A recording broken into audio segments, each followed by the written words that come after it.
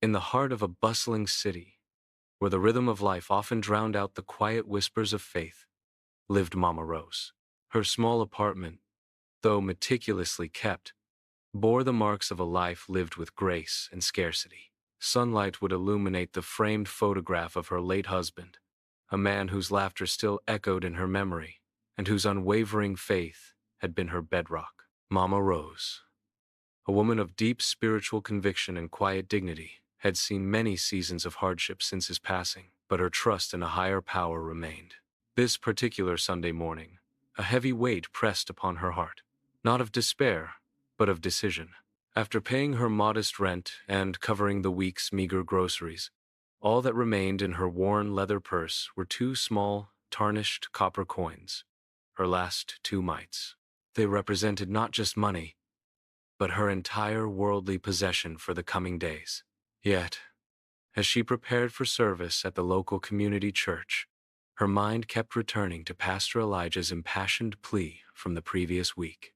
The church's beloved youth outreach program, a beacon of hope for countless children in their struggling neighborhood, was facing imminent closure due to a severe funding shortfall. Mama Rose had seen firsthand the light it brought to young faces, the guidance it offered to wayward souls. Her heart ached at the thought of it disappearing. As she walked to church, the city's cacophony seemed to fade, replaced by an inner dialogue. Lord, you know my situation, Mama Rose proclaimed to the Lord. These 2 coins, they are all I have. But if it is your will, let them be used for your glory. Her faith was not a casual acquaintance, but a lifelong companion, forged in the fires of adversity. She knew that true giving often demanded more than comfort, more than convenience. It demanded sacrifice. The thought of giving her last pennies brought fear, a human tremor in her resolute spirit. But it was overshadowed by a profound sense of peace, a conviction that God would provide.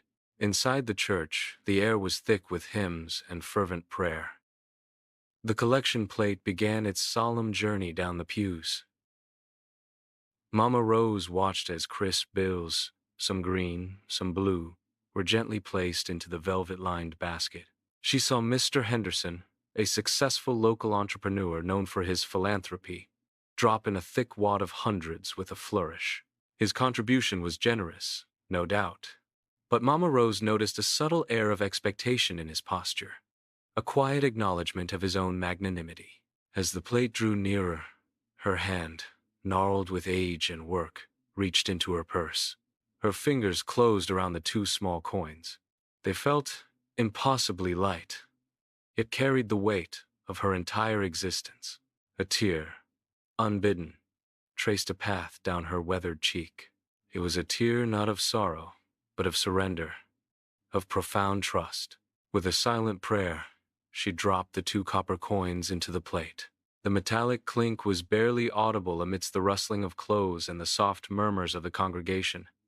Yet to Mama Rose it echoed with the sound of absolute commitment. Pastor Elijah, a man whose eyes missed little, had been observing the procession of the plate. He saw Mr. Henderson's grand gesture, and he saw Mama Rose's quiet, almost imperceptible offering. Later, standing before the congregation, his voice resonated with unusual depth.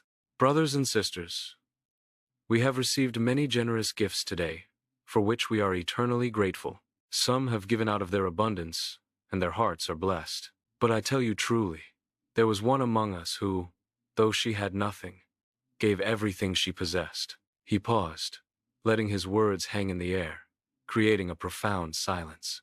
I saw a sister, whose name I will not utter, place into the offering plate her last 2 mites, her entire livelihood.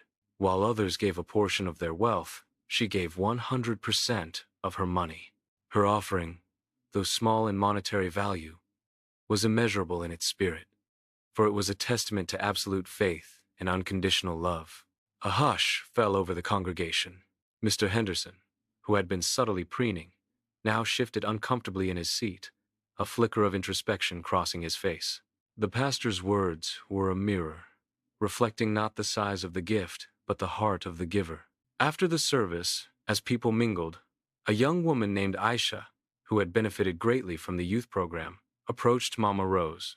Mama Rose, she said, her eyes glistening. I heard Pastor Elijah. I know he was talking about you. Your faith, it's so powerful. I don't have money to give, but I want to volunteer every day to keep that program alive. Her words were a ripple, and soon others came forward, offering their time, their skills, their small but heartfelt contributions. Then, something truly remarkable happened. Mr. Henderson, his usual confident demeanor replaced by a look of profound humility, approached Mama Rose. He extended his hand, not with a handshake, but with an open palm holding a check. Mama Rose, he said, your act of faith, it has humbled me deeply. I gave from my surplus, but you gave from your soul. This check isn't just a donation. It's a pledge to match every dollar raised. Your two mites, Mama Rose, have taught me more about true generosity. Tears welled in Mama Rose's eyes, not of sadness, but of overwhelming joy. Her small sacrifice had ignited a fire of generosity and community spirit. It is not the magnitude of the gift, but the measure of the heart that gives it. A wholehearted offering, no matter how small, shines brighter than the grandest gesture. Mama Rose walked home, her purse empty, but her heart overflowing with peace. Her faith had been a vessel for a profound and beautiful transformation.